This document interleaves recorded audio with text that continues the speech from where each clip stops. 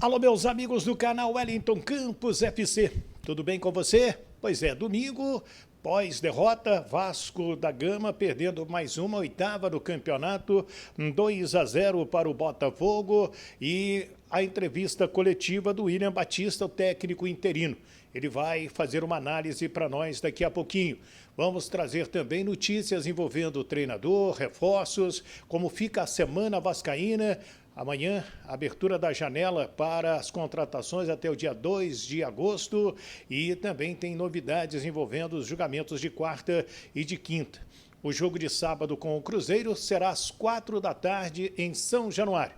Tudo isso a gente traz a partir de agora, mas antes peço para você acompanhar as nossas redes sociais, se inscrevam lá também, né? Tá passando os endereços aí. E caso você ainda não seja inscrito no nosso canal, Wellington Campos FC, dá o joinha, que isso é importantíssimo para o YouTube entender que os nossos vídeos são interessantes e mandar um monte de gente assistir o nosso trabalho por aqui. Sei que o momento é muito difícil para o torcedor vascaíno, a gente vai falar sobre isso já já. Roda a vinheta!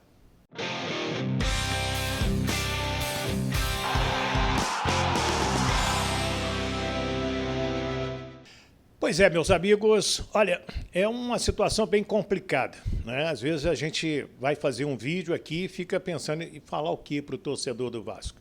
Para ter esperança que tudo vai melhorar, já se fala com mais força em rebaixamento, né? Já começamos a fazer contas. O campeonato do Vasco, neste momento, é um campeonato de 45 pontos, 46 pontos. Ele tem 9, faltam 36 pontos, né? Para que ele alcance 45. Então, são 11, 12 vitórias que o Vasco precisa neste momento e já cumprimos 13 jogos do campeonato. São 8 derrotas, apenas 2 vitórias, 3 empates.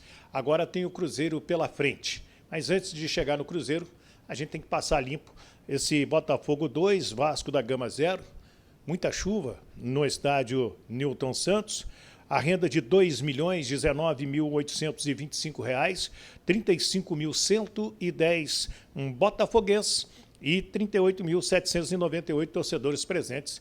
Não tivemos torcedor do Vasco devido à punição preventiva do STJD. O Vasco será julgado na quarta dos incidentes contra o Goiás e na quinta o recurso no pleno do STJD. A gente vai acompanhar tudo isso e, inicialmente, o jogo de sábado com o Cruzeiro sem a presença de público e será às 4 da tarde e não mais às 18h30. Mas falando do time de hoje, que começou com Léo Jardim, Puma Rodrigues, Robson, que ainda saiu no primeiro tempo machucado, entrou Capasso, Léo e Lucas Piton, Zé Gabriel, depois Eguinaldo, Marlon Gomes, Figueiredo, no intervalo entrou o Eric Marcos, Alex Teixeira, depois o Cabarral, Orediano, depois o Rayan e Pedro Raul. Jair fez muita falta, Gabriel Peck fez muita falta, com a maior certeza, e a gente traz agora o técnico William Batista para analisar.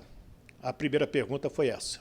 A minha pergunta é a seguinte: são 8 derrotas do Vasco em 13 rodadas no Campeonato Brasileiro. No momento, a equipe é a 18ª colocada, com 9 pontos conquistados. Então, a minha dúvida é o seguinte: quais garantias você e o Vasco podem dar para o torcedor, para todo mundo que acompanha o Vasco, de que o Vasco não vai cair ou que ao menos não vai brigar contra o rebaixamento até o final do campeonato? Obrigado. Boa noite. É saber que todo mundo vai trabalhar no máximo, vai se empenhar durante os treinos, vão se dedicar, né? Os jogadores, os funcionários do clube, o staff, todo mundo.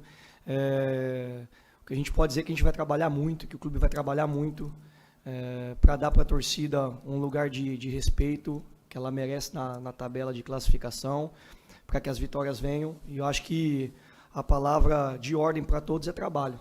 Acho que quanto mais todo mundo trabalhar, mais próximo de colocar o Vasco numa posição onde seja de respeito para a instituição e para a torcida, vai estar mais próximo de acontecer. Boa noite, professor William. Matheus Guimarães do Lance. Você estava invicto quando veio da base, e aí agora o Vasco está no mercado à procura de um novo treinador.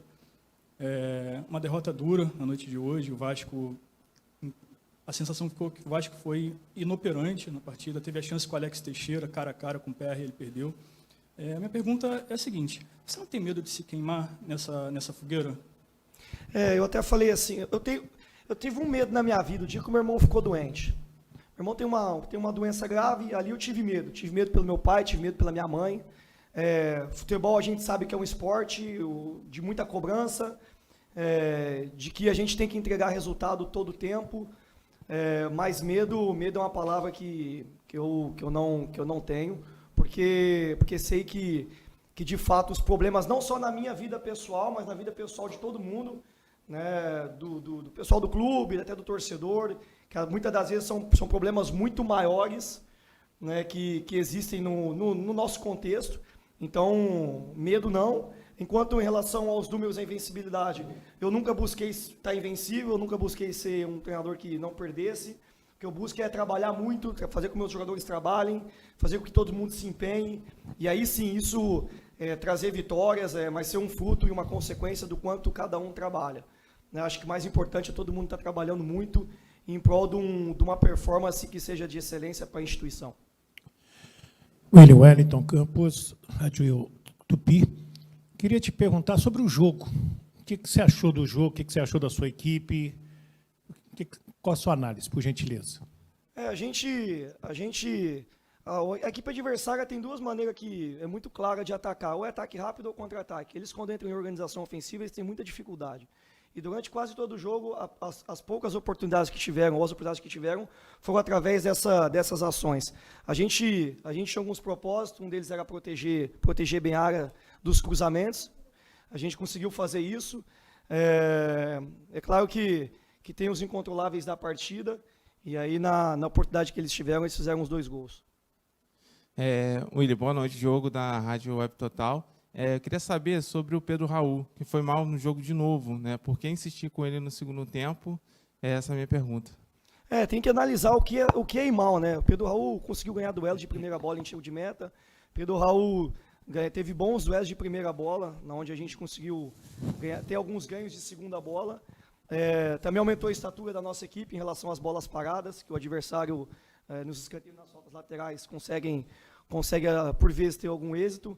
Então foi muito por esse motivo. William, Fábio Jupa aqui do Grupo Globo. William, eu tive a impressão do jogo, uma seguinte impressão, que quando o Vasco tomou o gol, o Vasco melhorou, teve chance de empatar o jogo, criou possibilidades.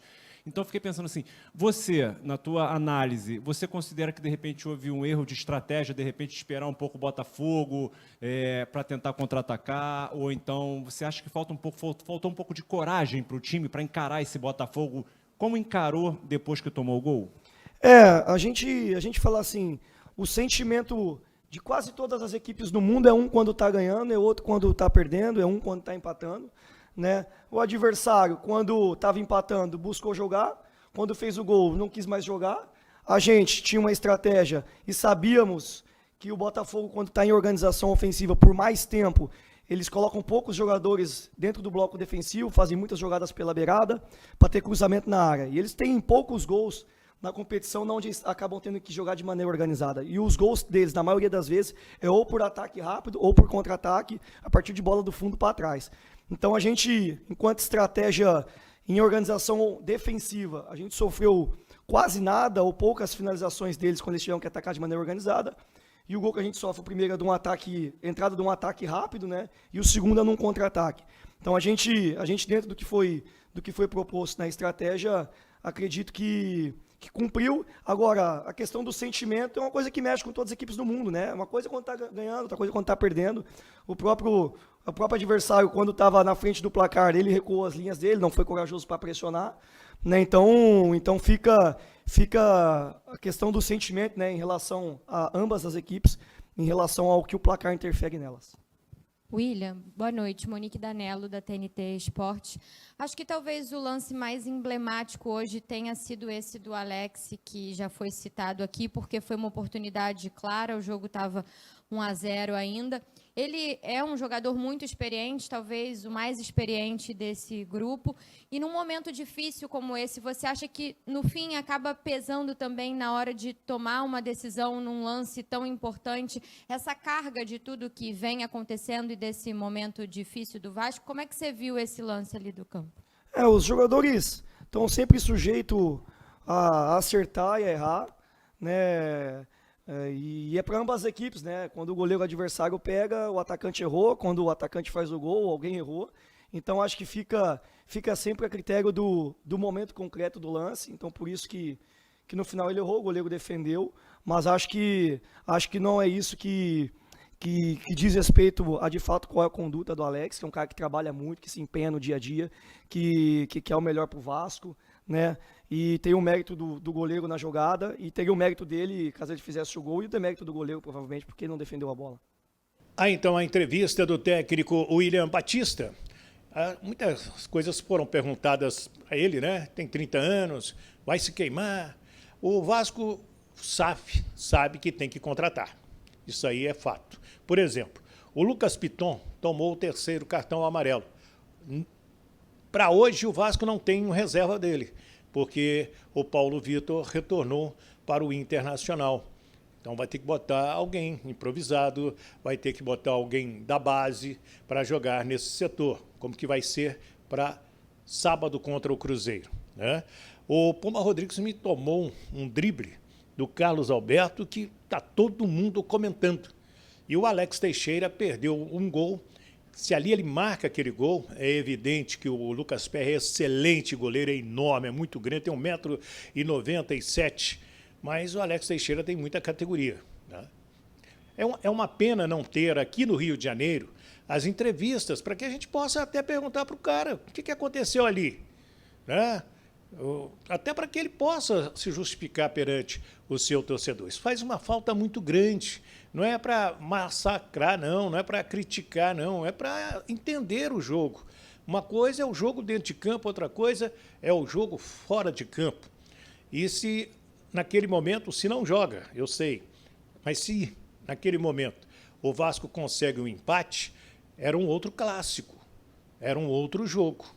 Os 2 gols do Botafogo saíram aos 8, com Luiz Henrique, e aos 50, com Carlos Alberto. Foram dados 7 minutos de acréscimos, 5 no primeiro tempo e 7 no segundo tempo. Eu quero a sua opinião aí, quero que você comente, né? Sobre reforços. Amanhã o Vasco já vai inscrever o Serginho e também o Maicon, zagueiro. Esses 2 já foram anunciados. Outros nomes serão anunciados? Sim, e se fazem necessários. Repito, um lateral esquerdo, o Vasco está tentando mais um zagueiro, mais um jogador de meio campo, 2 ou 3 jogadores de meio campo e mais um atacante. É o que o Vasco está procurando aí no mercado. Tem muita coisa sendo oferecida? Tem. Gary Medel, já acertou? Não, já trocaram documentos. Perguntei hoje para o Paulo Brax. Está confirmada a chegada dele quinta-feira ao Rio de Janeiro? Paulo Brax, não temos essa notícia. Essa notícia não é verdadeira. Sobre treinador, também perguntei para ele. Ele disse, Wellington, estamos analisando o mercado. A gente não pode errar. Voltou a repetir o que me disse na ilha do governador. Então, cenas dos próximos capítulos. Vamos ver a segunda-feira como vai funcionar em termos de São Januário. Se esperava pelo menos um empate contra a boa equipe do Botafogo, que não é líder por acaso, não. É líder por qualidade, inclusive sem o técnico Luiz Castro. Chegou hoje o Cláudio Caçapa e o time conseguiu jogar bem e aproveitar os erros vascaínos. Opine aí, por favor, me ajude e acompanhe as nossas redes sociais também, por gentileza. E se você ainda não é inscrito no nosso canal, se inscreva, Wellington Campos FC, esse vermelhinho que está embaixo, é só clicar nele, não paga nada, e você tem que dar o joinha. O joinha é importantíssimo, cara. É com o joinha que o nosso vídeo repercute através do YouTube e ele vai passar esse vídeo para mais gente, vai recomendar também. Então, meus amigos, principalmente vascaínos, eu sei que o momento é muito delicado, mas precisamos acompanhar. Vamos estar acompanhando, vamos fazer as cobranças também. O Paulo Brax sabe que Tem que trazer gente, que o Vasco precisa melhorar. O Luiz Melo também sabe disso. A 777 e vamos para o jogo agora com o Cruzeiro. Mas quarta e quinta tem julgamentos no STJD para resolver a situação de São Januário. Vai seguir sem público? O Vasco vai ter que jogar de novo fora de casa? Como que vai ficar esse julgamento? A gente vai acompanhar tudo para você. Uma grande semana a todos. Fiquem com Deus. Do Rio de Janeiro, Wellington Campos.